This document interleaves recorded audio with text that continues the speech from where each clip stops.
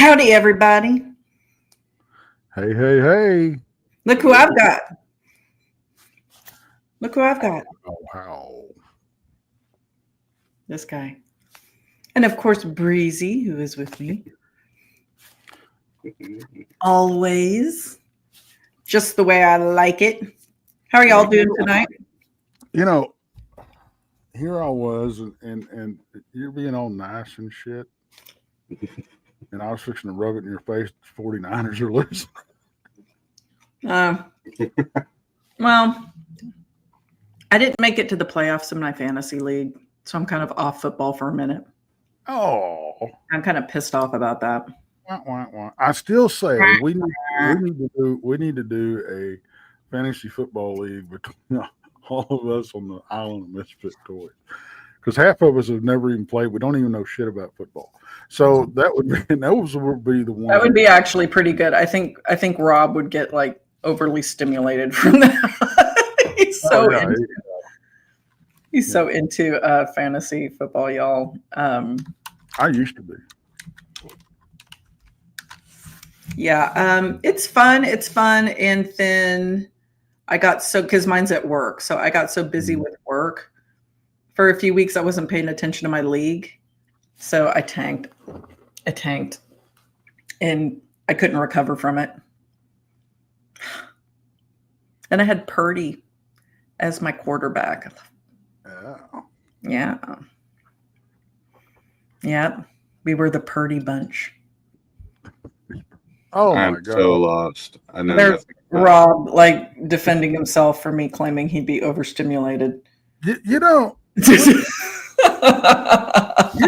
I am. I make a special appearance that I hardly ever get to come. Hey, listen, Tax. Listen, Tax. Here he comes, just raining on my freaking parade. I did not mean to come in and rain on the parade whatsoever. I just heard Monica, and I am extremely stimulated this evening because, yes, I'm in the fantasy playoffs once again. Thank you very much. Now, a little disappointed. George Kittle, only 10 points. 49ers, they blow. I mean, what are you going to do? Come on now. Hey. Purdy's I not will very slap good. you in person when I see you next time. Purdy is, I'm still a little sick. Sorry for coughing. Purdy is Purdy. Kittle, I expected 17 out of him. I got 10. So, I'm just excited for this weekend coming up. And Tex, I'm not stealing anything. I just watched Monica, and I had to just come on and give my little, stimulated talk for this evening because I'm all about Krampus. I'm all about Krampus taking children to the pits of hell when Santa's delivering presents. He takes them, he eats them, he does whatever. He makes candy canes out of them, Monica. Sure. Yeah. He does all sorts of things. But I just wanted to come on. I'm not going to cramp your style. Certainly not stepping on Texas toes. Love you, buddy. And Breezy, good to see you, my man. Good to see you, man. I'm going to kick back. Your washing machine. My wash. Tex, did you want me to leave or talk for another 20 minutes? I don't know. I don't know what to expect here. But no, actually, I'll get together with you, Monica, before Christmas and join you on your show.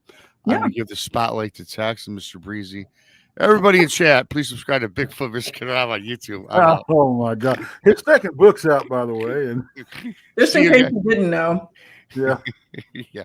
And you can also get BMR's package in time for Christmas. You can get a very nice package. On the Dave Schrader conversation we had. Yes, that was a loaded conversation. I do have a package set up. And package. And in fact, you know what? The filler for the package is sitting over there that I have. And literally, I do. Because people that have bought my books, by the way, I got a BMR letterhead set up now where all you need to do if you bought the book, send me your address. And I have beautiful Christmas. I paid $1.39 per copy, by the way, colored. Dual and front side for each book. I'll sign it for you. I'll mail it to you if you bought the book. Free of charge. I'll pay the posting. And by the way, before I leave the books, they're very inexpensive magazines. Sell for more on the newsstand, and all you get is advertising with no content. Just saying. On that note, Merry Christmas. I'll see you guys later. And yeah, see you. Text. Love you. Thanks for popping in, my friend. I had to pop in when my name was brought up. You know that. I'm around. I'm a lurker. Some of them. Right. We all know the adage, speak of the devil and he shall appear. That's right. Well, you being a folklorist and all, which would be a great show tonight. I'll talk to you guys later. Later. Bye-bye. Bye-bye. That's what? Danny. Oh, yeah. Don't talk about football. Rob will pop up overstimulated.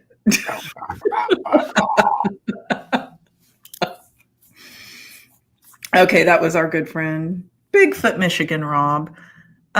When you're done getting a hold of Dave Schrader's package, I recommend that you go get a hold of BMR's package. I believe you can probably get both of them in time for Christmas. And nothing says I love you like two fabulous packages from two fabulous men, either shoved into a Christmas stocking or, tightly wrapped down your chimney.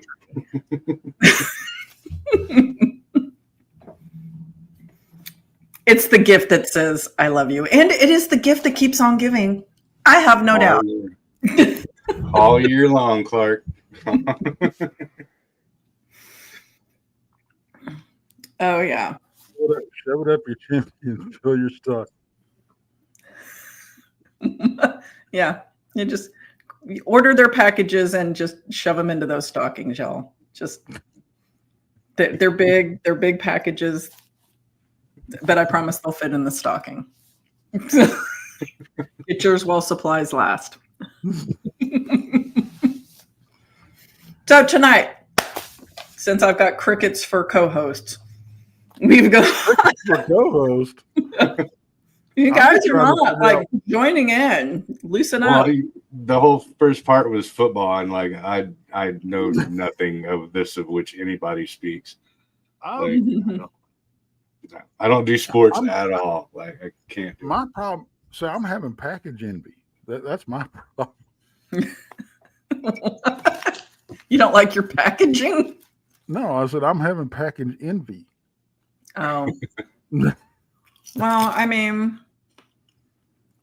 the gift wrap really does, like, the presentation is what makes or breaks the package. Yes, it is. It's all about presentation. Yeah, you got to ease it in the stocking like a gentleman. It was just slapped together with some baling wire. Nobody wants a baling wire package. Got to wrap that nicely. Put a pretty bow on it. Look like you took some effort putting that together. Just throw it in your sack. And then you can stuff it into, Christmas stockings, or like I said, just roll it on out under the Christmas tree.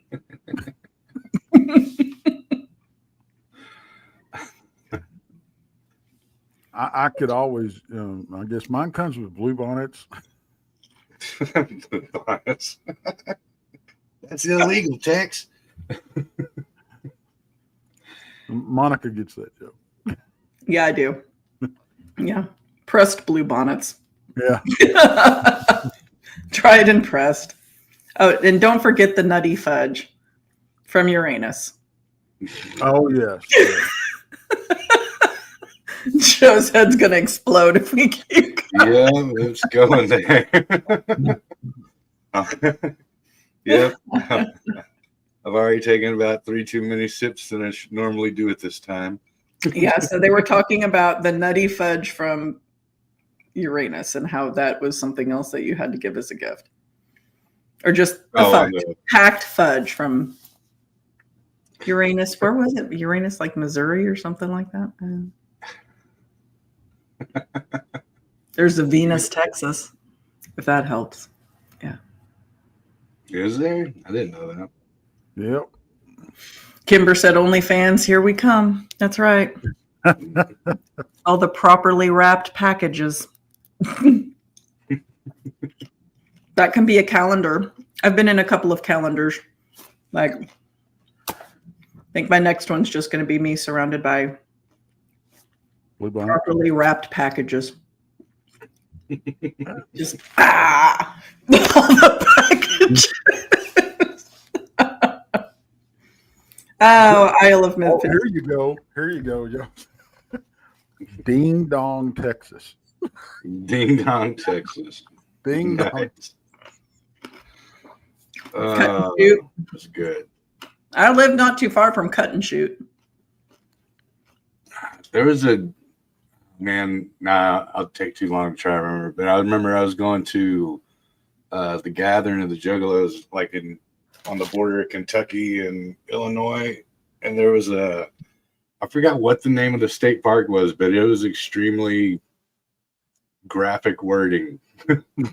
Yeah, I forgot. I'll have to look at my Facebook and see if I can remember. But it was, yeah, I was like, really? We have to stop. And we have to take pictures. Okay, well, since we're on this, Yeah. there is a Hell, Michigan. Mm-hmm. Mm-hmm. Yeah, There the Hell's is- Town. Yeah. Well, There is a Intercourse, Pennsylvania. what the fudge? Mm-hmm. Didn't we talk about Hell's Town? Was that on the show we talked about Hell's Town, or was that? It might have been when I was talking about Buddy the other weekend. But yeah, Hell's Town is like, if I remember correctly, like the government came in and shut the entire place down, kicked everybody out. So there's like a zero population in Hellstown, Texas. I mean, Hellstown, Michigan. Or was it Ohio? Might be Hellstown, Ohio. And there's a Hell, Michigan, Hellstown, Ohio. But yeah, it's kind of like one of those weird ones where for some reason there was a bunch of, yeah, it's Helltown, Ohio. There you go, Bristol. There's a bunch of like cryptid sightings and stuff like that. And then the military came in and just kicked everybody out of the entire town. So it's like an abandoned town. And they say it's because they couldn't prevent the big feet from coming in and invading. So they say. So talking about weird places that people abandoned or got kicked out of, I would really, really, really enjoy Dudleytown. I want to go to Dudleytown. I want to spend some time in Dudleytown. You know, there's the dark entry forest. Sure, there's the site of the old mansion. I'm talking about Dudleytown, the town. So I would like to wander through that area. What's the story? What's the gist? So Dudleytown was this, oh God, don't make me lie. I knew that you could get there from New York. It's up in the Northeast. It's all private land now. And it's managed by the families that bought the land, and you're not allowed to go in it at all. And so Dudleytown was when they tried to establish supposedly a town out there, and it was just abandoned because people were claiming that they see like these crazy creatures in the woods, these like half man, half animal creatures. And anyway, it freaked them out. They ended up abandoning the town, and supposedly Satanists came in and were doing all kinds of like dark rituals out there. And so the people that owned the land that Dudleytown was on, like, set up a foundation, I believe, and it's the Dark Entry Foundation or something like that, because it's in the Dark Entry Forest. And you're not allowed to go on there. It's private land. You're not allowed to trek in it. So here's one I want to go walk around in. Yeah. Booger Hole. Booger Hole, West Virginia.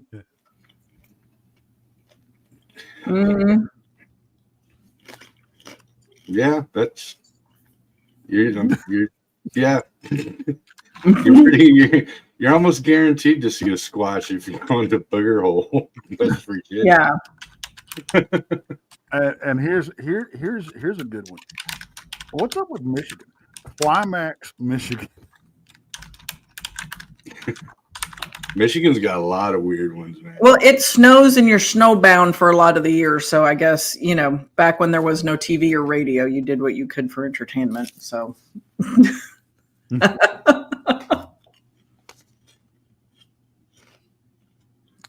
Yeah, Michigan's got a lot of weird.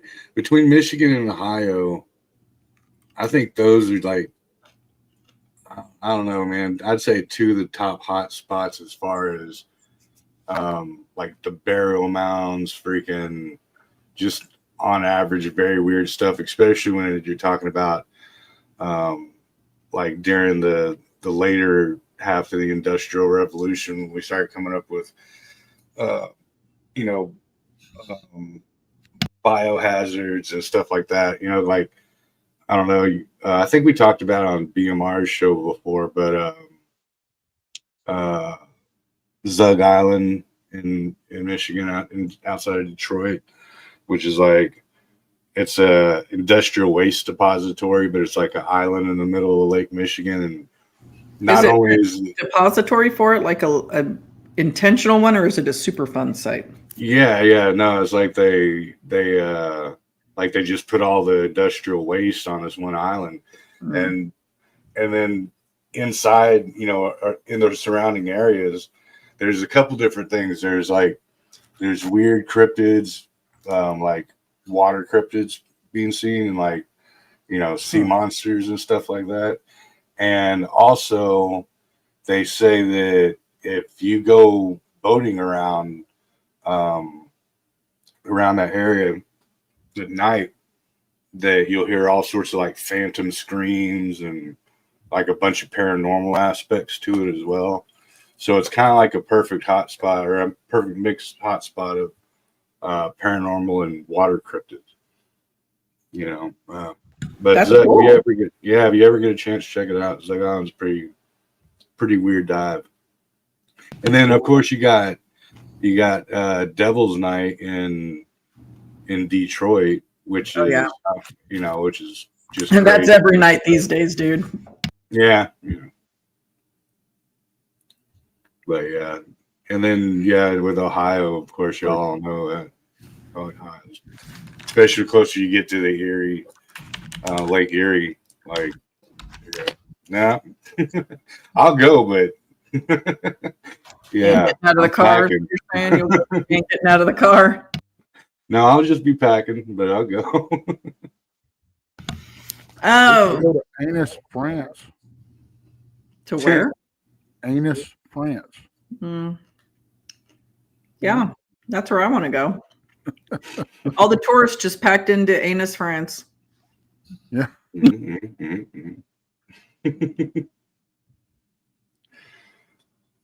Oh, Lord have mercy. There are some weird names out there.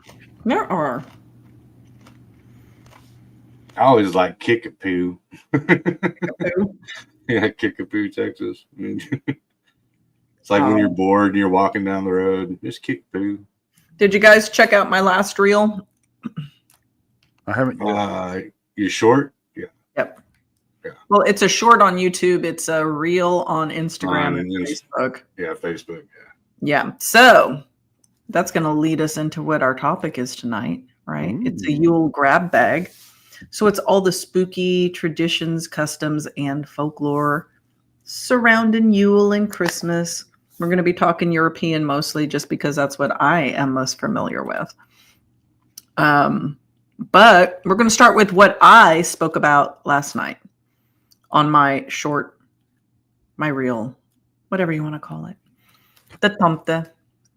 I know that you guys are probably sick of listening to me talk about Tomte, but this is the time of year where you see those little boogers on every flippin' store shelf possible. And what a Tomte is it's they look like gnomes, and they protect the land and the farms. They do chores. They're there, and they're typically beneficial to the farmer, right? Until they're not. And they're the little short gnomey dudes, pointy hats, long beards, all those things you see. Like you're wondering suddenly, why are there gnomes everywhere? And why is it a Christmas decoration? Why is a gnome a Christmas decoration? That's why. Tomte. Are those I was meaning to ask you about that. Are those the ones that like they'll to make like a prank or whatever, they'll like braid the horse's hairs at night? Mm-hmm. I remember there was something about that where they'd like come out and the horse's manes would go out braided up. And like I guess if you unbraided it, it was an insult, you know. Yeah, and if they're very helpful and beneficial, and they keep like the evil spirits at bay from getting on the farm. They try to keep bad things from happening on the farm. They're typically seen as beneficial until you piss them off. And then, you know, they go absolutely berserk. And, you know, they've been known to unalive the farm animals in retaliation for being disrespected or taken advantage of. And if they feel slighted, they'll go nuts and just wreak havoc around the house and the farm. So you don't want to upset them. And I would just, you know, if you inherit a place that's got one in the barn or something like that, just give it porridge with butter, lots of butter. They like butter. All right. Don't forget the butter. A farmer learned the hard way when he put it at the bottom of the porridge, and the nisse or the tomte, depending on where you're from, it's the same thing, flipped out, killed all the animals because it thought that, you know, it was being disrespected and not given its proper due. And then it saw the butter at the bottom of the bowl. And the butter was at the bottom. That's pretty. I know, right? And then we got to the bottom and saw the butter. It was like, oh, my bad. Sorry about that guy. So sorry, Mr. Horse and Goat and everything else I took care of. It replaced the animals, but who knows how? Like I did like just whip up an animal. Like are there missing animals from the nearby farms? Is what I'm guessing.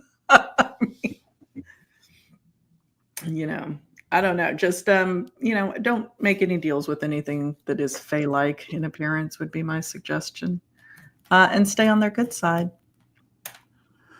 Well, sometimes it's a little difficult because you have no idea what will slight them. Well, yeah, that's why you don't get into a deal with them in the first place.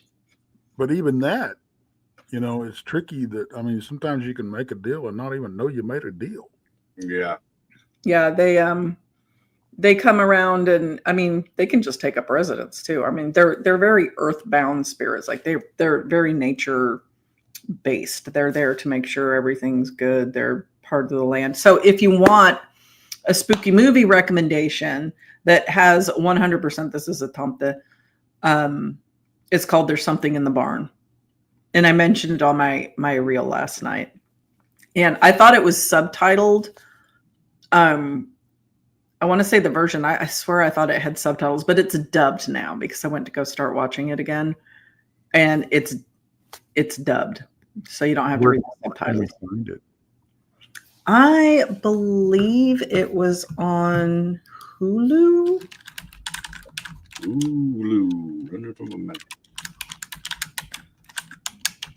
Hold on. I'll tell you. I watched a movie called... It's on Netflix. Okay. I watched a movie called Feet of Death. I saw that in the group hostage situation. Was it good? Would you like to give a review? I've seen worse. You've seen worse. I've seen worse. Okay. Want to give a synopsis?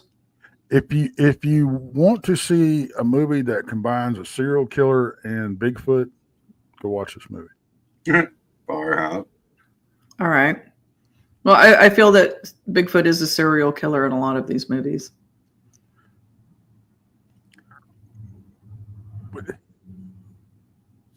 He is and he isn't in this movie. He's both. It's a serial killer acting like Bigfoot. You have to watch it. Copycat. Get your own gig, dude. Right. You know how long it took me to make these 80-pound boots that look like Bigfoot tracks? Don't tax my gig so hard. So with the gnome dudes, like, where do you think that they're like actual spirit type thing or creature? Because like when you talk when you talk fairies and stuff, like some of them in some cultures or whatever, they do have clothes and stuff, and some of them they're naked. Well, he's got clothes, right? So like, who's making these gnome clothes?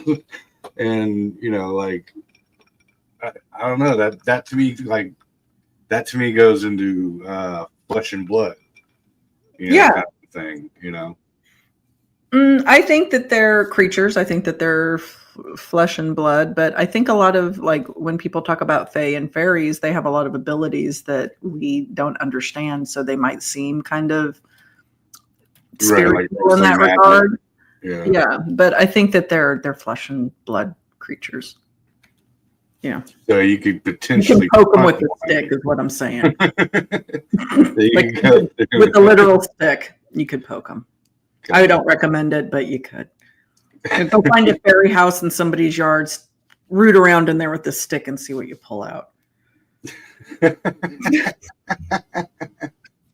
It'll end well. It'll end well. Yeah. It's like rooting around in any hole. You never know what's going to come out of it. You never know. Just stick something in there and just see what happens. I tell you guys about the menagerie I had prancing across my back deck the other night. What? I felt like Snow White. I had a whole freaking like forest menagerie, like just tap dancing across my back deck. So I was letting one of my cats out the back door, and I've got a covered, like big covered back deck. And I saw some movement, and I thought it was, another cat, like trying to get up on the handrail. And I thought his little moose butt was just having a hard time, like completing the distance, because it was kind of like a shimmy. And I stood there and I started walking towards him because I was going to help him get up on it was a freaking raccoon. It was a trash panda. It was a trash panda who looked at me shocked, like, oh. And I looked at him like, oh my God, I don't want rabies. I immediately turned around and went back in my back door and then stared at him through the glass. And then he stared at me. And then he got down off the handrail and dumped over the water and then walked over by the door and stared at me some more like, you coming out or what?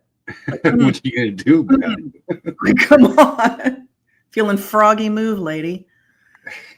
Where's my cat food? Yeah, exactly. That's the view here. Did y'all happen to hear me talking about the stuff that was going on at the lake cabin when we were up there this weekend? Mm-mm. So me, Pops, and Ranger were up at a lake cabin, just 3 guys, fishing trip, and so this reported activity that we've got up there, there's stuff been seen, white entities that are scooting around the place on the outside. Like pale crawler white entities? Maybe. I don't know. I didn't see them. Some kind of now this could have been I don't know what critter it was. But it was like they couldn't make any details out of it. It was like a silhouette shadow type thing. But it was chasing a deer through the backyard. And on all fours, it's chasing a deer, and it stopped and the deer ran off and everything.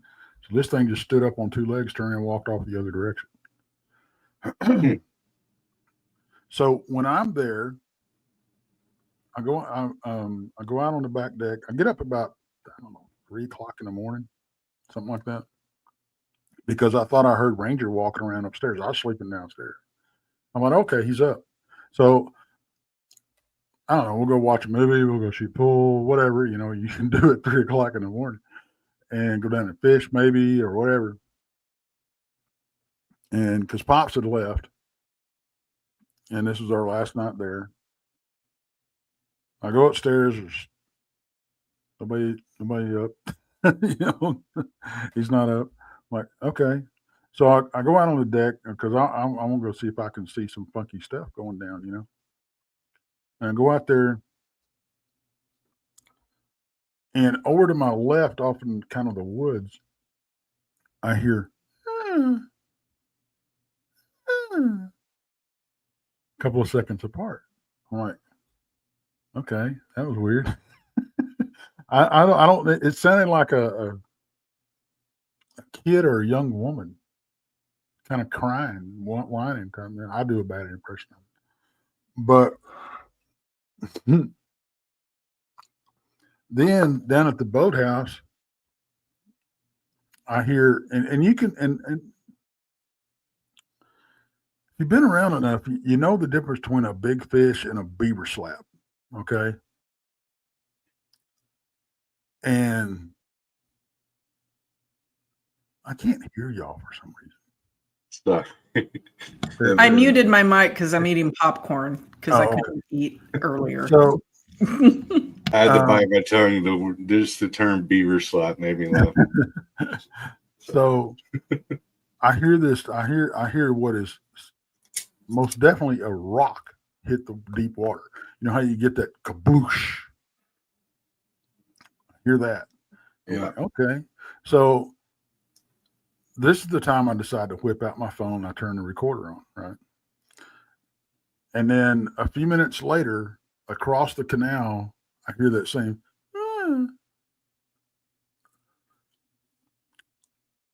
So I caught that on audio, but it's very, very faint. Brent's got it. He's trying to bring it out more for me. He's trying to work the audio for me. But it was very strange. So, and it's kind of a thing I have where I walk out of the room or like I was sleeping downstairs. I turn off all the lights before I went upstairs, So I sit up a while. Nothing else happens. I'm like, well, crap. I'm going to lay back down. Go downstairs, my bathroom lights on. So later that morning, we both get up and I'm talking to Ranger. He goes, before I even get anything out of my mouth, he goes, were you walking around on the deck last night about 1 or 2 o'clock in the morning? I'm like, no. I said, were you walking around upstairs about 3 o'clock in the morning? He goes, no. So he heard something walking around the deck and it woke him up before I got up. So we had some funky stuff going on. This is in Oklahoma, Texas. It is in the very, very southeast corner of Oklahoma. Or, I'm sorry, northeast corner of Oklahoma, right there at the three corners, Okay. That's interesting. You guys didn't have any cameras set up, I'm guessing? No.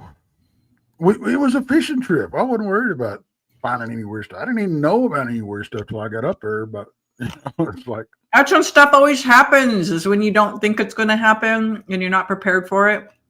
Yeah, absolutely. Yeah. So then you have a bunch of anecdotal stories and no evidence, Tex, no evidence. Yeah, well, I caught up. Northeast corner. So that's like by like Joplin, Missouri, and that upper area, right? Yeah, that's right there under Missouri. Pittsburgh, Kansas, Joplin, Missouri, Arkansas, right there at that little three-corner area. Yeah.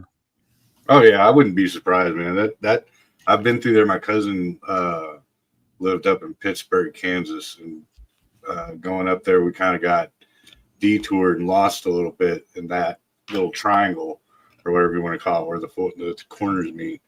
And yeah, that's some really dense. Yeah, that's some dense woods, man. Like that's a hillbilly triangle. Yeah, exactly. Yeah, does not surprise me. The banjo triangle. I mean, is it that kind of deep dark wood?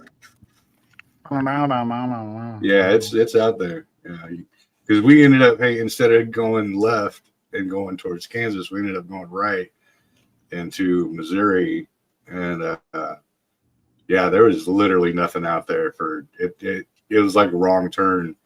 You know, I was like, dude, we are not in Kansas anymore. We need to turn around and get back. So my question, I guess, from telling that is my question. It kind of chimes into what you were talking about, all these known thingies and the fae and all this kind of stuff. When you start, because me and my cousins back in the day up in Texarkana, we were playing out in the woods. I never will forget this. And we started seeing these like flashes of things moving in and out of the trees, not necessarily in and out of the trees, but amongst the trees. Right. They could have been going in and out of the trees. I don't know. But you would see black flashes, or, and white flashes and black flashes. Flashes. Is that kind of what we're talking about here? Yeah. Like earth spirits? Right. Yeah. That's what I'm thinking. Forest fae, North American forest fae kind of a thing. Did you see a lot of them? Or was it? Yeah, we were playing out in the woods and there were 5 or 6 of us, and you would see these things. Yeah. Then I would say they're not necessarily Tomte, because there's a lot of fae that just live in the woods. Right. Right. It's like almost they were playing around with us, you know what I mean? Because we were playing. It might have been, but I mean, I'd be real concerned if I was a parent and my kids came back and were like, oh, we saw these things running, through the woods near us, and they were kind of blurry, and because if I start thinking they're fae, I don't want my kids abducted and taken into fae, like the realm, like whatever that is, that dimension. I think it's another. Oh, in the fairyland. Yeah. And that would concern me, because I mean, they're known to abduct humans. They're particular for, usually it's infants, right? And they put the changelings in their place. But that would still concern me. I mean, and even if it wasn't fae and it's spirits, because it could be spirit, just, right. Ghosts or, whatever's tied to the land. Because I mean, those vibrations, those spirits, they move fast. Yeah. Den Toten reiten schnell, right? The dead move fast. So it could have been something like that. Texarkana in Piney Woods. Yeah. And like I said, there was 5 or 6 of us kids.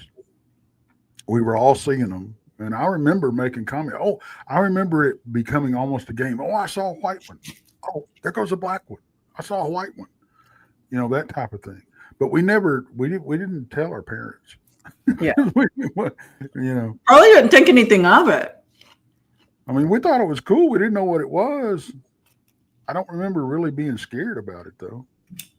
They're not going to scare you. I mean, you lure with honey, not lemon, right? Yeah, that's true. And also, I take into consideration the fact that I think that these things, regardless of whether it's, these, like what we're talking about now, or even ghosts or regular, like that they present themselves more to kids because, they know that even if a kid says something about it, they're less likely to be believed, by a parent. And also because the kids are closer to the other side, because they're just transitioning over into this world. You know what I mean? Right. So they see stuff that other people have been programmed to realize it's not real. And you go, oh, I was just something, I was just daydreaming or whatever. Right.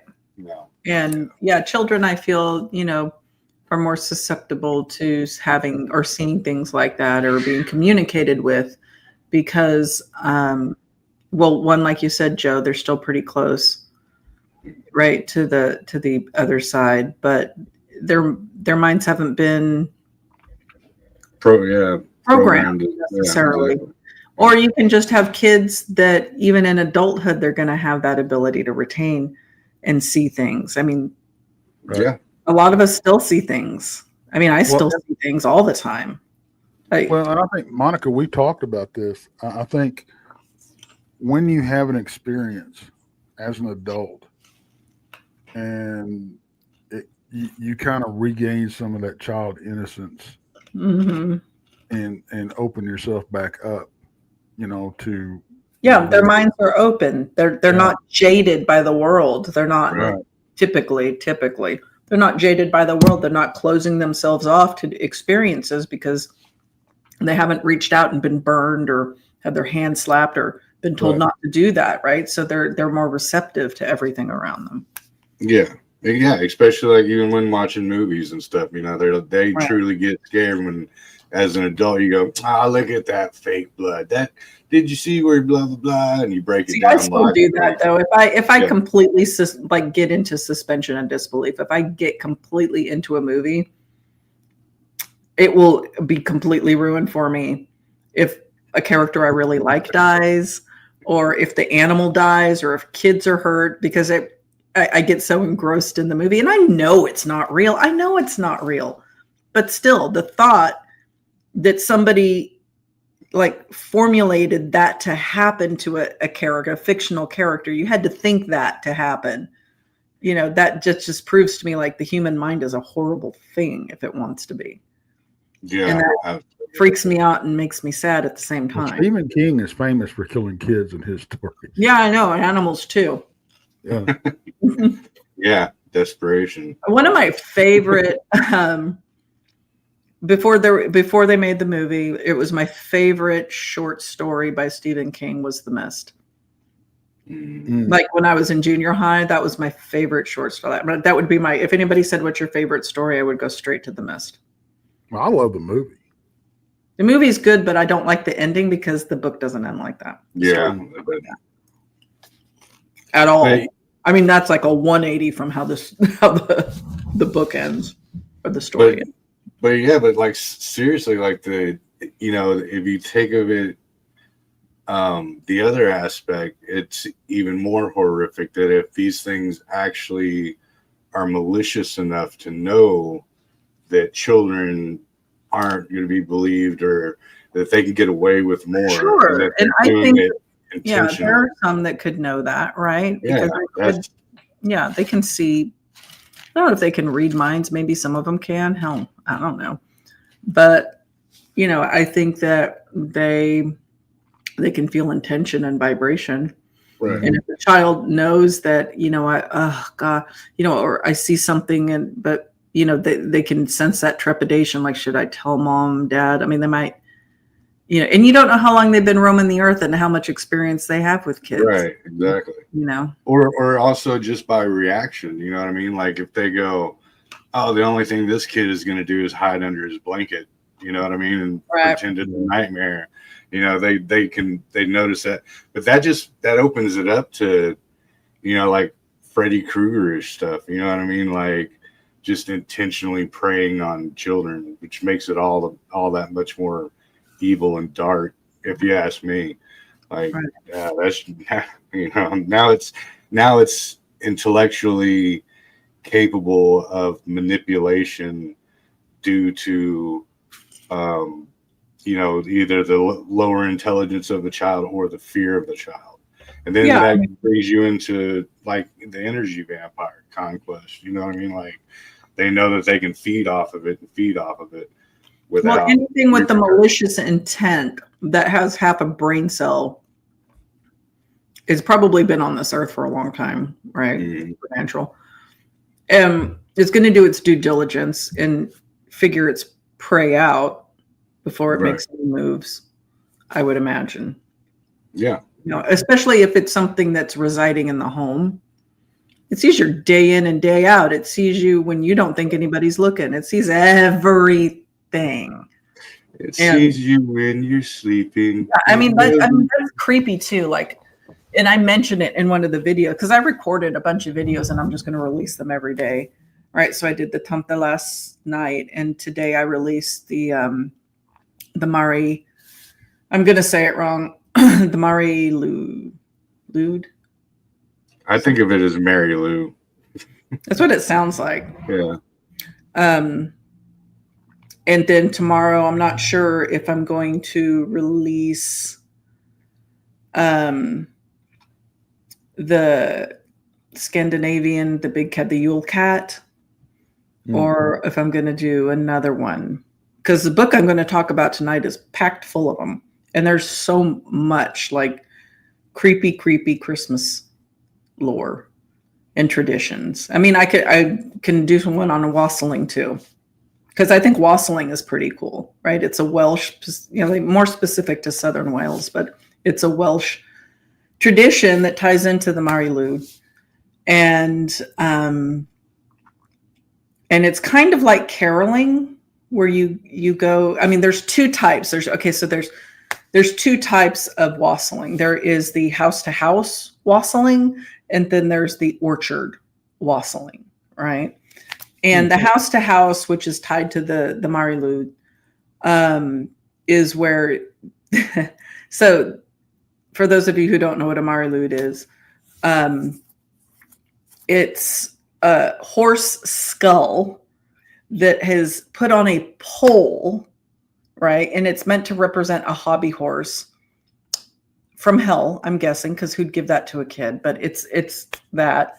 And they throw a sheet over the top of it, and they kind of pin it back so it looks almost like to me, it looks like a wedding veil, right? And sometimes they'll put flowers and stuff on it. And a group of people will get some wassail, and they will go door to door with this nightmare on a stick, and they will like grill whoever opens it. I mean, in good fun, but they'll ask them questions. It's like playing Jeopardy. You're going house to house playing Jeopardy with a creepy ass horse skeleton on a stick with a sheet over half of it. Like, and if the people in the home answer correctly, then they get some wassail. Trick or treat. Yeah. It's wassail treat, I guess. I don't know. Like, who doesn't want some wassail from a horse head on a stick? Yeah, it sounds great to me. Who isn't like, hell yeah. And then and then the orchard version is very much a pagan based thing, right? So everybody gathers down in the orchard, they gather up the apples for the wassail, and they'll like sing songs to the trees, like to help promote a good harvest and just get the energy good in the place. I mean, it's a very interesting thing. If you haven't looked it up, I recommend you do it. I think it's pretty cool. So wassail is delicious. It's a drink. Yeah. Typically made with mulled cider, ale, or wine, along with spices, sugar, baked apples. Yeah, it's freaking. Sign me up. I love wassail. It's often served in a large bowl and is a traditional part of wassailing, an ancient English Yuletide ritual. Yep. Yeah, so when I watched that short about that with the horse head on the stick and the blanket over it, I was like, where do I know that from? Because I had no clue what you were really talking about. You know what I mean? Like, I'm not familiar with the act or whatever, but it struck me. I remember it. They had it on. I don't know. I'm sure y'all do remember. It used to be the old black and white, like Looney Tunes style, but it was the Halloween black and white ones with like the dancing skeletons and stuff like that. They used to have those things on there because I remember it looked like a horse wedding dress was on there. It's not a Halloween tradition. It's a Yule, meaning therefore a Christmas tradition, but still, holy crap, dude. I mean, yeah, I don't want to open my door to people I know. I don't want some stranger on my doorstep with a freaking skull on a stick. Riddle me this, lady, and we'll give you some cider. Yeah, I don't want it. I don't want to. I got my own wassail. Thank you. I mean, holy moly. No. Can I go ahead and opt out of this app? I respect the custom.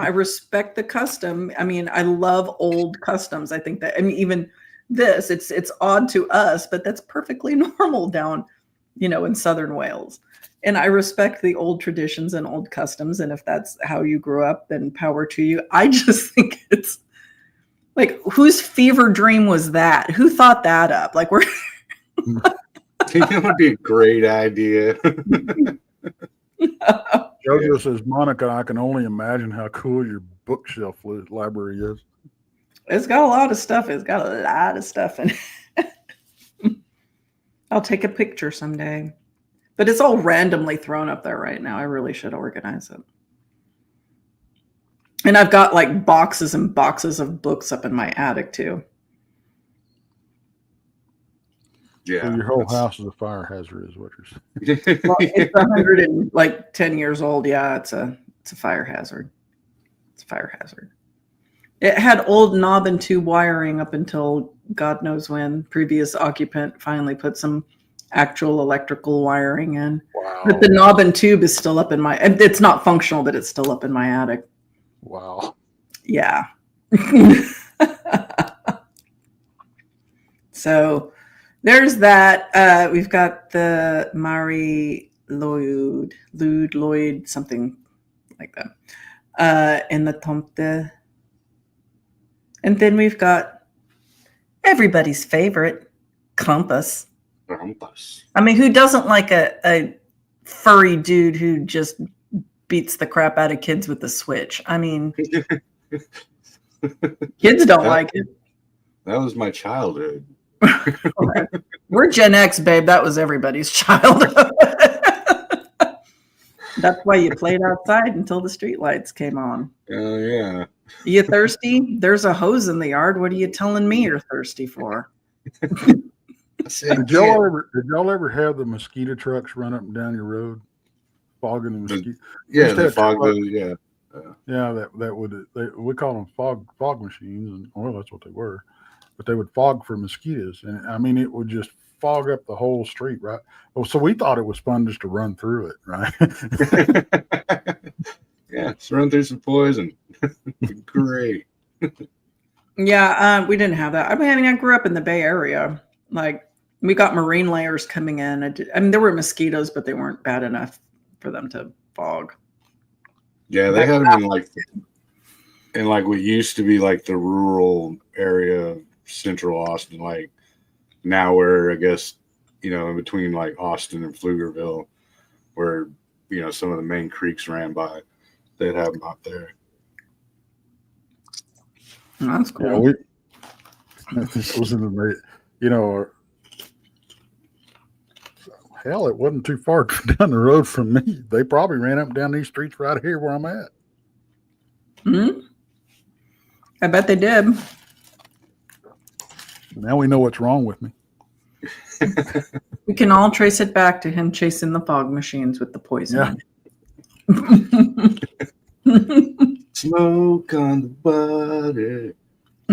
Actually, not to get too far astray, but today, so we've talked about and I'm not going to try to like debate it or get into it too much, but talked about the the chemtrails and stuff like that. Yeah. So today, actually, because they're painting the shop, so I was sitting outside on the front porch, like literally from the time I got there at noon till 8 o'clock in the afternoon. And so I'm watching these planes, and they're putting these chemtrails in the sky, these big white lines, and they just stay there. They don't dissipate like a contrail. And they have like a grid, not like a checker pattern, but like a line grid. And then as the day progressed, I shit you not, like they would start spreading and getting thinner. And then by the time I'd say 5 o'clock rolled around, the entire sky was like a sheet of white snow. Like, so the little thin lines were actually spreading and connecting with each other until it literally covered the whole freaking canopy. It was crazy. I was like, aha! Like, I know I've known it, but now I know it. So I want to get one of those weather buster things. Yeah. It punches a hole in it. Yes, because it completely disperses it, supposedly. And can't you build those yourself? There's like plans online. Mm-hmm. Yeah, I think I want to do that. In fact, I think I'm going to do that this summer. I'll report back results. I was looking into that not long ago, that weather, but I ran across it by mistake, and I'm like, what is this?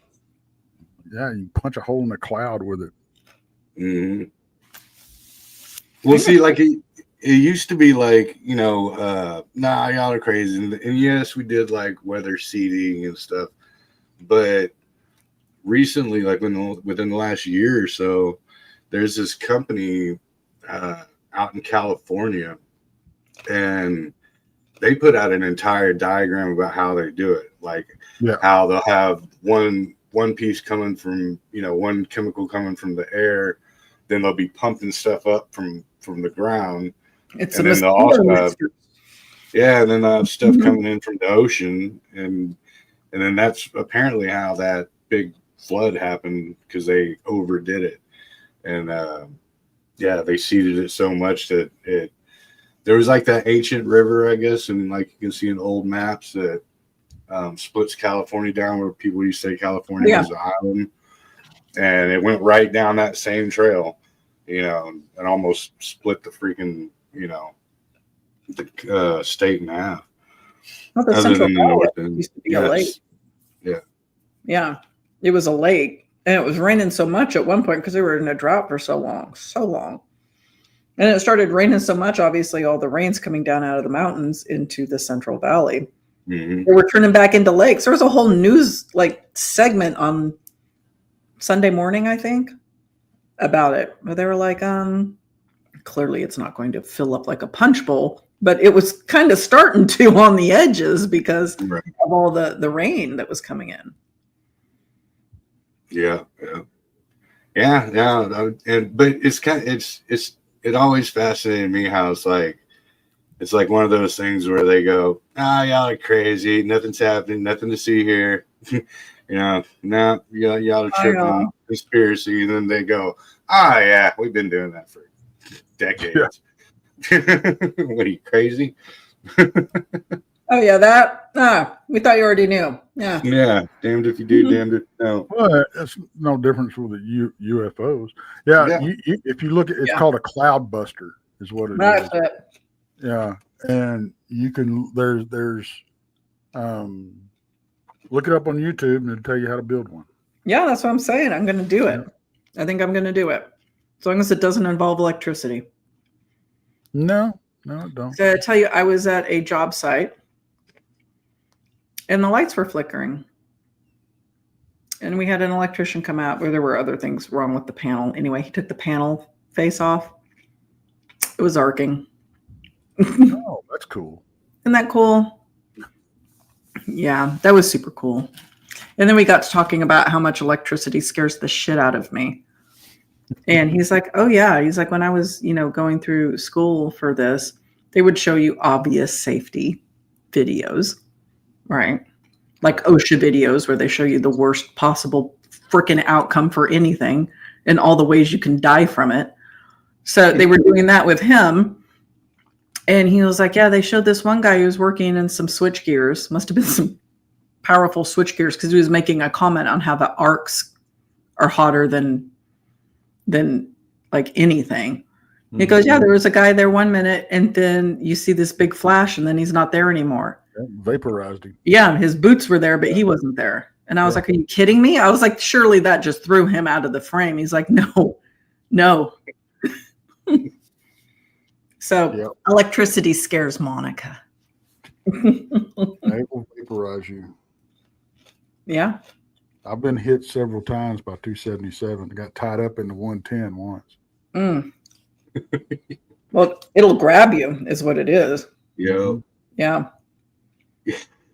Yeah, when I was like freaking, I think I was maybe 18, 19, my dumbass, the outside breaker, the big breaker before it gets to your house, popped a breaker or whatever, but the box. So I go out there with a freaking a metal caged drop light, like for your car, like they used to work on the cars back in the day.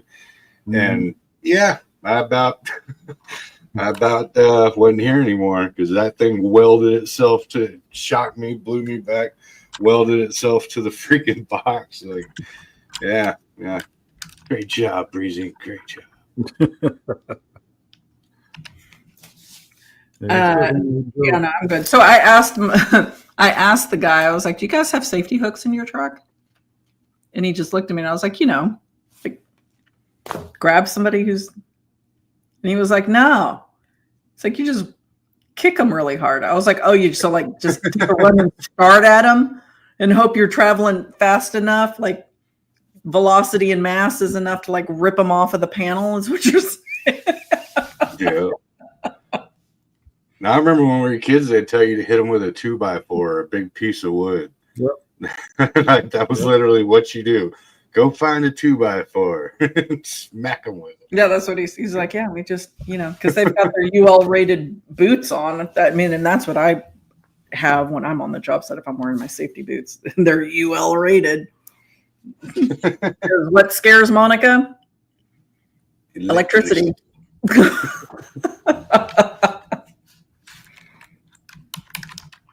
Yeah, I've got some horror stories about electricity. Yeah, I'm not a fan. I mean, I'm a fan of electricity. I'm just not a fan of it reaching out and touching me. Yeah. I ended up becoming a tech when I was a kid, when I was going through college and all that. But yeah, big voltage. No, I'm good. And I remember I'm sure you've all experienced this, but when you go under like those big freaking power lines where the frame looks like an owl, yeah, like you can hear it. You can literally hear it flowing through the wires. It's all wow. Yeah, and I'm like, as a kid, like, yeah, no, no, I'm good on that. I've seen videos of them where they look like Tesla coils between the towers. Yeah. No, if I can hear it and see it, no. I don't want to see ball lightning either, because it'll chase me, I'm sure. Can smell fear. Nobody believed how I died. Right. It grows in consciousness. The Monica. Sorry. As our bottle. You. Yeah. You were talking shit about me on your show.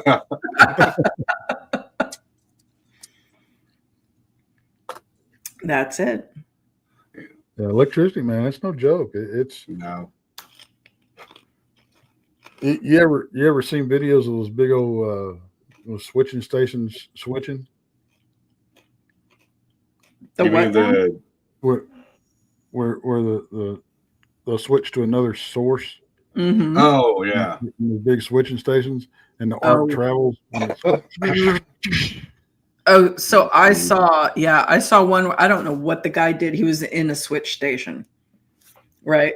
And it arced on him, like flash arc.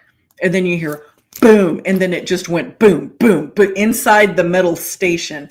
Yeah. And I guess his coworker was filming, right? So you see the arc, and then you hear boom, boom, and the dude just hauling butt, like just. And then I guess it was next to an apartment complex. Or maybe it was a meter station. Anyway. So a resident, I guess, had heard the first booms, and they had their phone out and they were like peeking around their balcony, and you hear the boom, then you hear the boom, boom, and you see the flashing, and then you just see the employees just like hauling ass, like trying to get on the other side of their truck. And I was like, dude, that truck ain't gonna get inside the truck. Yeah. Yeah. Get in the truck. Yeah, let the tires ground it out. But yeah, I recently saw a video because they remember how they used to tell us that, like, if your car gets hit by lightning, you'll be all right because the tires won't. I saw a recent video where this minivan gets hit by a bolt of lightning, and no, It it it didn't do any of that. It cratered right through that thing. Like, oh, I imagine yeah. it would.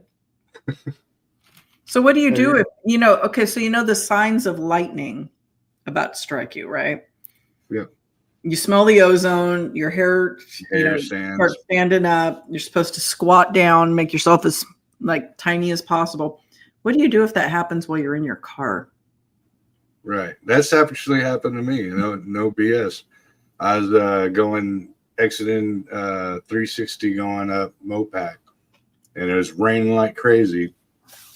And I didn't smell the ozone, but like you felt the electric charge, and like literally probably the next lane over and one car space up for me, it hit. And yeah, that was, there's nothing you can't, I don't think there's anything, it happened so quick, but yeah, that was the loudest. And ever since then, I've had a very deep seated fear of lightning. Like, it's horrible, What dude. a lot of people don't understand is a lot of times lightning does not strike from the air to the ground. Right, it goes ground up.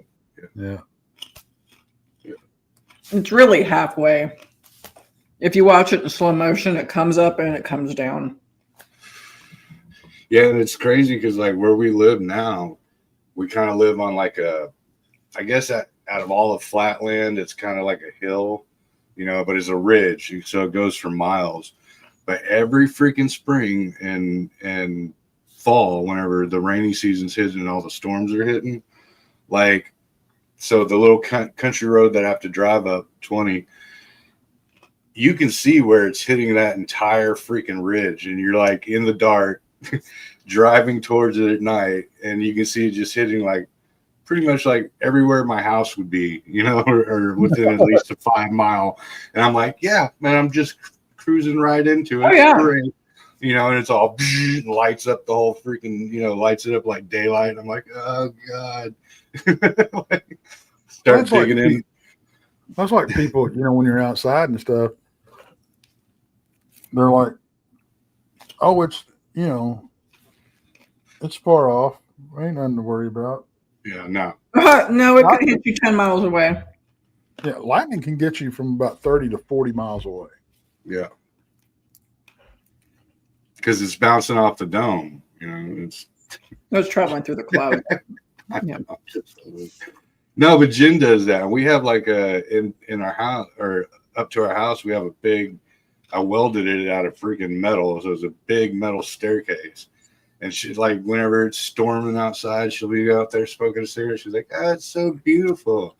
And I'm like, dude, okay. Get off that giant freaking metal. Would you like to take a shower in the middle of this also? Yeah, exactly. Well, maybe I'll learn to compose music right afterwards and wake up and write a symphony. I remember when you weren't supposed to talk on the phone. Oh yeah. During a lightning storm. Yep. I still won't take showers if it's storming. I won't either. Jen will. I won't. She's like, nah, that's all BS. And I'm like, dude. To be honest with you, I don't even want to go to the bathroom. Right. Anything near water, yeah. Yeah. And her, I think her mom's cousin was actually unalived by a lightning strike. And so her mom's really paranoid about it. And Jen's like, no, look, it's way out there. And then all of a sudden, pop, and a tree goes down about half a block away. And I'm like, dude, get inside. You're crying out loud. So Tex might know the answer to this. My husband, who was a paramedic, my first husband, not Chris, he told me if you get struck by lightning, you better hope that ambulance is nearby because you're going to go into cardiac arrest if you survive the lightning strike. That's possible. It's not a Guarantee, but it's very, very possible because the whole thing about cardiac arrest and being shocked and everything else, it's like it's better to be shocked by AC than it is DC. Yeah, because it goes negative. at least DC, at least AC is an alternating current, which Right. When you get hit, it changes the rhythm of your heart. Okay, DC is a steady. It doesn't alternate, so it flatlines your heart. Yeah, Edison and what was it, Westinghouse? Was it Westinghouse? Edison? Tesla. Yeah. They did that where they're frying freaking elephants. Tesla didn't do that. That was what. No, that was Edison. Yeah. Tesla would sit in the middle of his coils, which was Right. like absolutely insane to me. But Edison stole everything from Tesla anyway. Oh, yeah. Westinghouse and Edison, yeah. I agree. Poor Nikola. Speaking of Nikola Tesla, let me bug y'all's brain about this one since y'all believe in space. What do y'all think about the Black Knight satellite?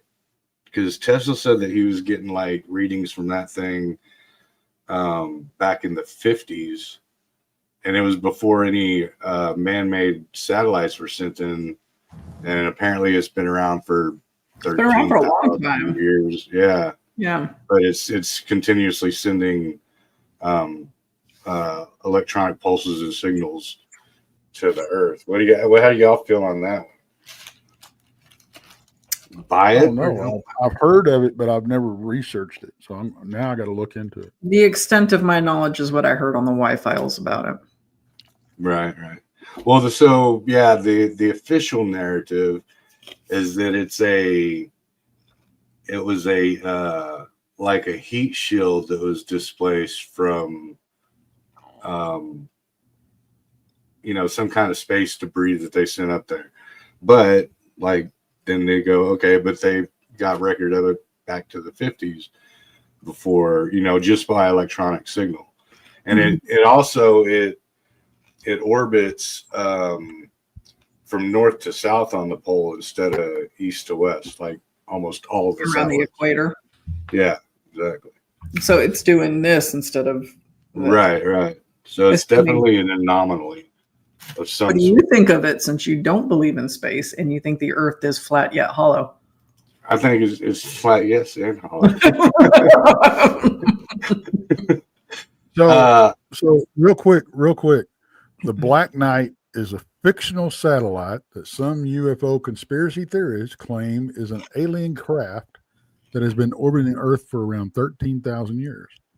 However, the Black Knight is likely a combination of several unrelated stories, including unusual science observations, fringe ideas from authors, and classified spy satellites. That sounds exactly like what the government would say if they were trying to throw you off the track of the Black Knight satellite. So I don't believe it. Right? Yeah. Like, don't look behind the curtain. There's nothing behind the curtain. Yeah. Pay more attention to the man behind the curtain. Yeah. Yeah. Look at the puppets. Look at the puppets. Yeah. Don't look behind the curtain. See, that's how I look at it as far as from the way I believe in things. Like you asked if I don't believe in space, then what is it? To me, it's kind of like it's along the same lines of if the moon landing was faked, then why have all the messages back and forth about the aliens on the rim of the moon and blah blah blah? So it's like it's kind of a duality that counters itself out. So if the moon landing was fake, then why would you make up the fake alien story? Right. If it was real, then why? And there are no aliens, then why would there be an alien story attached to it? Right. So I think it's all what do you call it? Misdirection, just to keep us going. What? And not paying attention to what we're looking at. Misdirection. Yeah. They get in there and they do disinformation, so you don't know what to believe. Right. Yeah. Why don't you come on the show Sunday night, and why don't we talk about this more? The Black Knight satellite. Okay. Yeah. I'll do more research than just the Y-files for that. You too, Joe. Yeah. Okay. Well, see, okay, and to give it just a little bit more on it, to give it some credit and discredit as far as it being a solar. It's supposed to be like a solar mat. That's what they're saying it officially is. And there is multiple pictures of it, and it's in the same shape and form. And then there's certain videos of it, which we all know we can't trust videos nowadays at all because of the AI thing and everything. But where it's like literally like morphing, it almost looks like. You ever see a cuttlefish? You ever see how like cuttlefish move? Yeah, kind of like that. So it's like, wait a minute, like one. I mean, right? But if it's in space, then there's no reason for it to be flapping and waving around since there's no atmosphere and no air. Well, it would have to have propulsion in order to change direction. You don't just randomly change direction. This too in space. Exactly. I mean, it can hit our atmosphere. Now, that would change direction. If you're not brought in, completely vaporized on entry, you can kind of skim off of it. But even like satellites, right? They have to adjust. They have to like thrust in order to stay in the orbit to where it's not sinking or falling, right? Yeah. Right. So if it's been there that long and it hasn't either plummeted or drifted off, then it has to be some kind of, balancing system to keep it within orbit. I would think. Yeah, it's an intentional thing, and then it's not just randomly floating around up there. It's not a mat that's just floating. You don't want to write it off as a synchronized. It just happens to be in a synchronized orbit. The perfect storm. Right, the perfect storm. Yeah, that would be the only, if it is a quote unquote like an inanimate or uncontrolled object, that'd be the only logical explanation, that it just happened to get locked right in that sweet spot, just keeping it for that a long amount of time, But what are the odds? What are the odds of something going around that's not being controlled intelligently, being in orbit that long, 13,000 years, and not being hit by something? One by a meteor storm, micrometeors, anything. Yeah, anything like that. Not to mention all the space junk that we got up there. Right. So, I mean, to me, it almost has to be intelligently, designed or operated. Yeah, controlled. I think it's just a derelict ship, right? Like that's on autopilot. Well, I've heard even other people say, like on other conspiracy stuff, that was the original Scout, and y'all are gonna be like, whatever, breezy. But I'm not saying I'm subscribing to it, but that was the original Scout where the moon came from, how it went. Oh, this is the purpose for the moon. It's for the moon when the moon arrived. Yeah. They think the moon is a derelict craft, though. I think. Yeah. Yeah. It's a Dyson sphere. It's a Dyson sphere. Well, doesn't it have to be harnessed around the sun for it to be a Dyson sphere? It has to pull the energy out of it. It could have already been charged, and the Dyson sphere is actually inside of it. I just know the word is. Well, okay. It's built around a star to harness the energy of the star. That's the Dyson sphere. Right? Yeah. Mm-hmm. But stars are gigantic. That's like ridiculously large. Just like those packages we were talking about earlier. I know. It's like the packages that you too. And we come full Christmas. Order now. Supplies are limited. No, but have y'all seen that? Not, and I don't want to carry on if y'all are like, shut up, Breezy. Just tell me shut up. There's those new James Webb photos of the Dyson spheres that they're capturing like way the hell out there that was never seen on the Hubble, and they look. And so one of the things with that is if you look at the biblically accurate angels, they basically look like Dyson spheres. They're the okay. So yeah, I think it's the seraphim. Yeah, it's seraphim. Yeah, they're like they 100% look like Dysons with eyes all over the place. Yep. Or if you were primitive, lights. You know what I mean? Mm-hmm. So if you're looking at a bunch of secular lights, you would go, oh, those are if you're showing a vision of them, then your best way to describe it would be lights. Like individual circular lights. Sure. Yeah. I can buy that. Unless they had pupils, you know what I mean? But if you like, it even in a lens. Yeah, or a lens, right? Yeah. But yeah, even if you look in the Book of Enoch and stuff, and you start kind of breaking it down more like a primitive person seeing a UFO, or because he's talking about like blinking colors and big slides of switches that are inside this contraption that creates wind and fire, so it's like, sounds like you're inside of a freaking rocket. If you break it down that way, if you choose to see it that way, or if you choose to look at it in a completely spiritual way, that's just kind of the beauty's in the eye of the beholder on that one. Well, I mean, when you see something you don't know, you're going to compare it to what you do know. So your ability to describe it is going to be limited on your experience, right? Yep. Your knowledge. Right. So if you have a primitive culture encountering something that's advanced to them, they're going to describe it to the best of their knowledge with the vocabulary and descriptions that they know. Yeah. Right.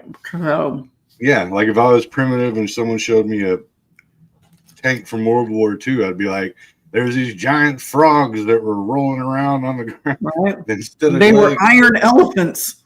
Yeah, iron elephants. Yeah, exactly. Yeah. That rolled across the ground. You're right. Yeah, exactly. Yeah. Well, I mean, back, depending on how primitive you want to go, hell, they couldn't even tell you something was blue. Yeah. I mean, there were colors that we don't see. There's color spectrums that we can't see. So there's colors out there we wouldn't be able to describe if we did see them. Yeah. Right. Well, on the blue thing, there's one argument that you can never see the color of blue because it's not described. But if you go into ancient Egypt, whenever they weren't supposed to be seeing it, it's more like a turquoise, but it's a color that they use, and I forgot the name of it. And they're like, this is blah, blah, blah. And it's in all their, I wouldn't say jewels, but maybe like jades or whatever. They do paint stuff in that same color. And it's blue. It's just they didn't refer to it as blue. And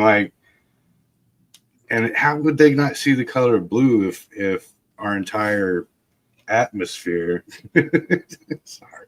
is blue and water's blue, So that one's always been a weird one for me. Well, it's not that they didn't see it. It's that they couldn't comprehend it's it. like they didn't have anything to describe it. You can't describe it. You can't describe what you like. Yeah. That's why they would call it ocean color or watercolor or or color of the sky. You hear a lot of those references. Yeah. So, Yeah. And if you think about it, all those references describe a different color of blue, a different shade of blue. Right. Yeah. And there is also, even in the Native American culture, there's accounts of whenever the conquistadors were coming over, that they said that they just appeared on the land, like, because I guess the synopsis is that their mind couldn't comprehend ships that big because they just have canoes and stuff like that. So they didn't even see, like their minds didn't even comprehend a ship. They would see it like as a, an island way out there, and then all of a sudden you got conquistadors on horses running up on you and stuff like that. Right. But they wouldn't even consider it a ship. I thought there were centaurs too. Yeah. And How about guns? Right? Don't know what a gun is. It's a fire stick, boom stick. Yeah. Or fire water. Burns when it goes down. It's clear like water. It's fire water. Right. Yeah. I love me some fire water.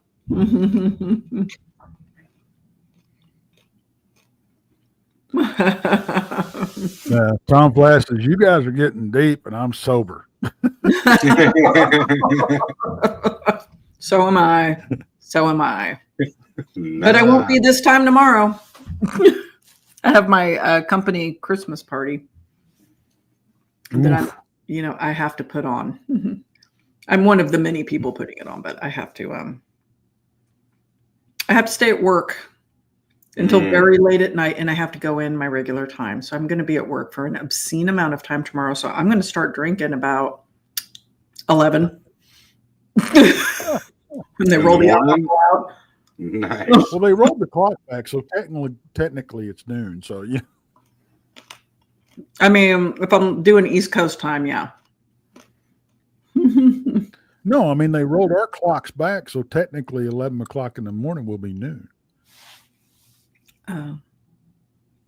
Grandizer, no, I'll be going on tomorrow. I got a few guests we're gonna do because it's Friday the 13th, so I can't not do a Friday the 13th show. I was about to, and then Monica was like, "No, you need to get your ass on there." And I was like, "You're right. You're right." No, that's an important date. Do it. Yeah, so I'm gonna have a few guests on there, and we're gonna be discussing. We already went over Friday the 13th, the history and lore of it, going back to the Templars and all that. And we've also done, because I wasn't guessing that there was going to be 2 Friday the 13th within the last 4 months of the year. So we're also going to do, we did the franchise as well, the Friday the 13th movie franchise. So we're going to be doing Friday the 13th like 80s horror movies. So like Sleepaway Camp, anything that involves a camp and a killer and stuff like that. The Burning. Have you seen that one? Burning's a good one. Yeah. It's a good one. I think a lot of people don't know about that movie. Yeah. And Scott wants to do Cherokee Creek, which is it's a Bigfoot horror flick. I haven't seen it. I was supposed to watch it, but I didn't, but I'll tell him. But yeah. So I lacked on that one. I was outside watching chemtrails all day. But I was watching chemtrails merge. Yeah. That's going to be my new excuse. I can't come over. I have to watch chemtrails. You're going to go get your Friday the 13th tattoo out of a. Oh no! I just realized I'm going to miss my opportunity for that. Damn it! No, I got a ton of horror movie tattoos. I'm good.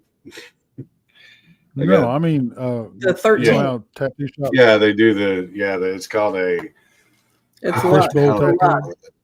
Yeah, they call it. There's a word for it. It starts with an S, and it means it's going to be like less than a 30-minute tattoo, but they're real small, usually about $30 to $60. Yeah, not sketch. I don't want to. My friend Kevin's in the chat. Hi, Kevin. Mr. Kevin Murphy. He's a really cool dude. Hey, Kevin. But yeah, I'm plastered with horror movie tattoos. I mean, I don't believe it. Texas Chainsaw right there. Flash tattoos. There you go. Good looking out, hooking. My friend Ephraim, who is the lead guitarist in this band, I just love. I wish they were still around. Is that the dude that actually punched you? Is that the dude that actually punched you? No, it was the lead singer of Oh, No, he was the one I was with. He's the one that took me onto the tour bus. It was the lead singer of oh God damn it. Who sings Ladies and Gentlemen? no clue. I'm blanking.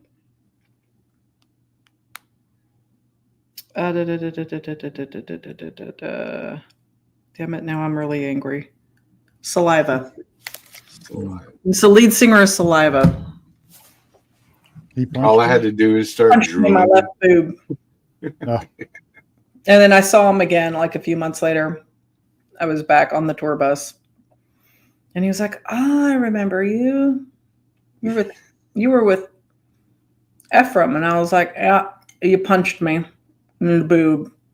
He was like, "Oh, dude, I did?" He's the sweetest guy. He's the nicest guy. He wasn't aiming to do that. I think somebody moved out of the way and I just caught him. Like that, like that baby on the campaign. Yeah, because I think Ephraim was like, this is Monica. And he's like, bam! Nice to meet you, Monica. It wasn't like that. But he was like, oh my gosh, I'm so sorry. He was like, it was a really weird tour. I think I was probably drunk. And I was like, were you? He was cool. He was really sweet. He's like, I am so sorry. I've never done a tour sober in my life. He was. No, I got introduced to Fireball while they were on that. Dude, Yeah. nasty. It's like this. JoJo says JoJo has never heard of the band Saliva. Really? Yep. Google them. YouTube. them. I like Ladies and Gentlemen. That's one of my favorite I do songs. too. Yeah. Ladies and gentlemen. I can like do the whole performance for Ladies and Gentlemen. So anyway, that was cool. I was on a tour bus. Well, Well, that too. no, they weren't tools. I just remember before I got taken on the bus, Ephraim was like, "There's not anything weird going on in there, is there?" And I was like, "Dude, what?" Oh yeah. Like how weird? Like how Like, it's weird? weird. That's what he said. He was like, it gets weird. And I was like, yeah, but how weird? He's like, don't worry. Just don't go in the back. Just don't go in the back. And I was like, don't worry, I ain't going in the back. It gets weird enough to weird people out. I'll tell you that much. That'd have to be pretty weird. I can roll with some shit and pretend like it ain't nothing, even though I'm flipped out on the inside. I could be completely freaked out on the inside. And I'm like, I can get a handle on ZZ Top says I can get a handle on pretty much anything this side of deranged. I mean, yeah.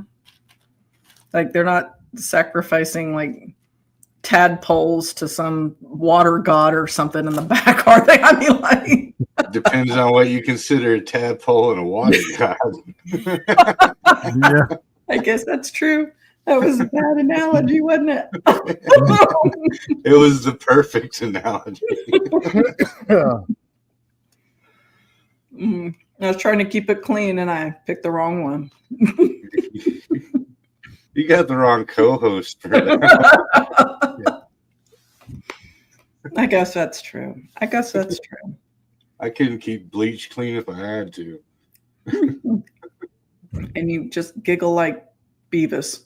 Yeah. Anytime I say something even remotely, innuendo available. Yeah.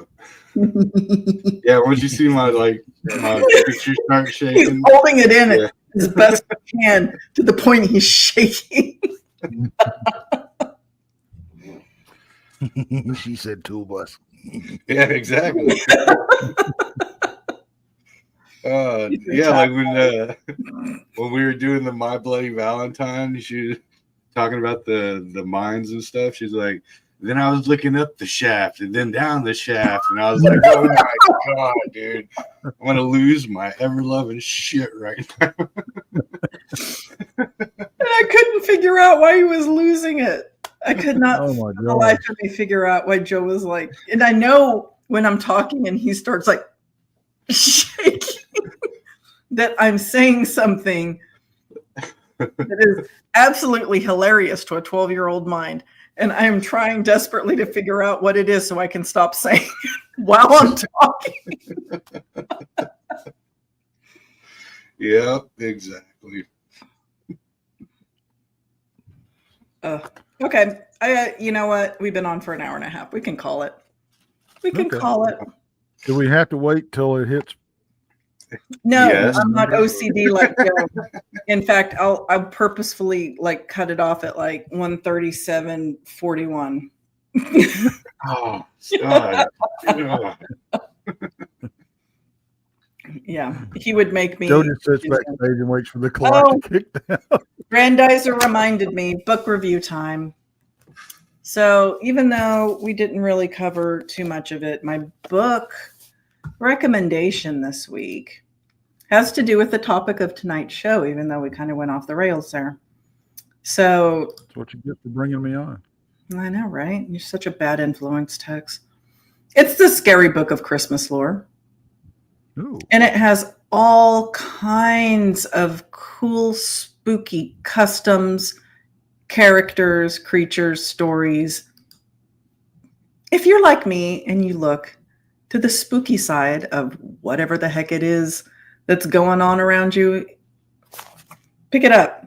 I got it on Amazon. It's not terribly expensive. I want to say it's like 10, 15 bucks most.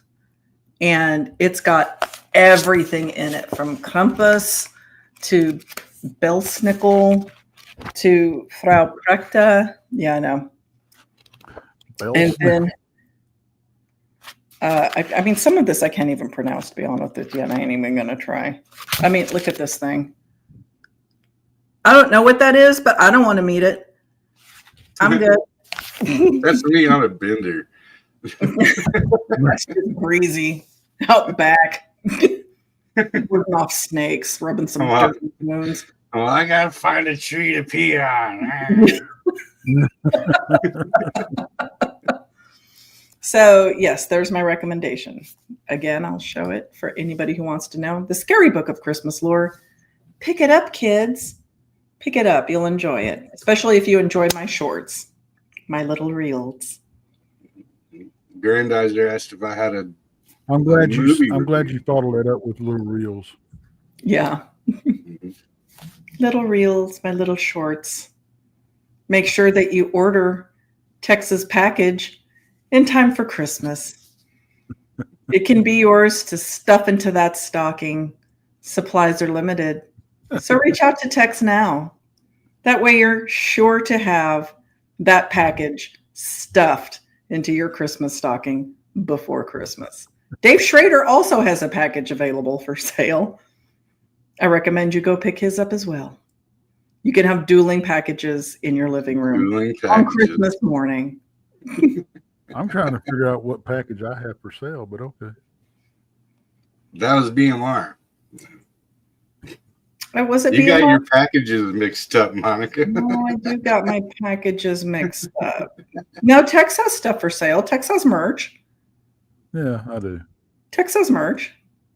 I don't. I just got free pictures. BMR's package also. He said he'd wrap it neatly for you. Speaking of so package, make sure you get that. me and Danielle have a combined package coming out the 17th, which is her birthday, by the way.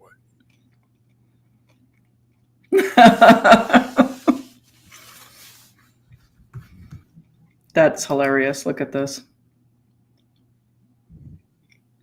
Well, now she's waiting. Oh, 1-800, get out of the basement. They're still doing that. Are they really? Yes, late night TV. I'm like, what? There's still phone sex lines? Yep. I can bear witness to that because I was like 1-800 phones. Like 1-800 phones sexy. Like what? Now it just doesn't cost you $29.99 an hour or a minute. Yeah. Dude, I remember I got my ass whipped so bad when I was like 11, I called one of those things and ran the freaking phone bill up. I was on for like 5 minutes, and they were like, "You're a kid," and hung up on me. And then about a month later, ooh, I was 50 Shades of Red. Whoops. Yeah. Make sure you call now. 1-900. Oh, yeah. College girls are waiting for your call. Nobody else's. Yeah. Just yours. Yeah, no kidding. You know, these days with the voice boxes, the college girls the college girls that when they slip out of character accidentally, they sound like me. Oh, That's pretty good. Well, I was going to say with the voice box technology these days, it's probably some middle-aged man, the cigar hanging out of his mouth, ironing his shirt while he's talking to you. Sounds like the coach from Major League.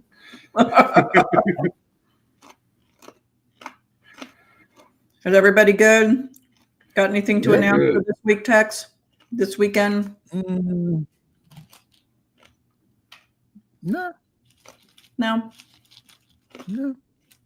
Y'all know where to find Tex. How about you, Breezy? No, I just got the show tomorrow, and then I got family coming in next week. So I mean, I'll still be doing the shows and stuff, but I'm just going to be pretty much all over the place.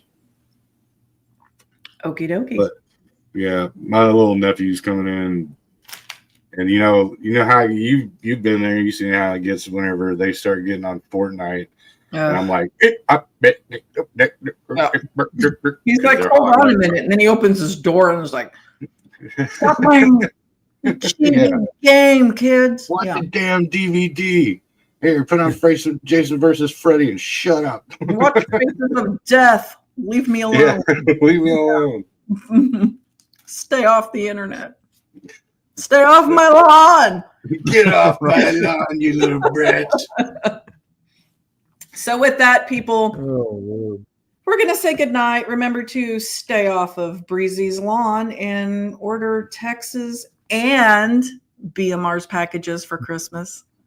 You can find them the other guy wherever there are fine t-shirts sold and books and all of that. We're going to be all over the place this week, and I'll be on BMR show Saturday night. Tex will be popping up everywhere. So we'll give you plenty of chances to know where to go for that. I think Tex might have a website somewhere that I'll throw up next time I'm on. And you guys can order a Texas Front Porch t-shirt because I've got a really cool one that says Dogman Chew Toy. and JoJo and Grandizer. I'll get y'all tattoo and movie review tomorrow. So tune in. There you go. Episode-long movie review. Okay, so for the three of us, I am saying good night. You guys have a good weekend.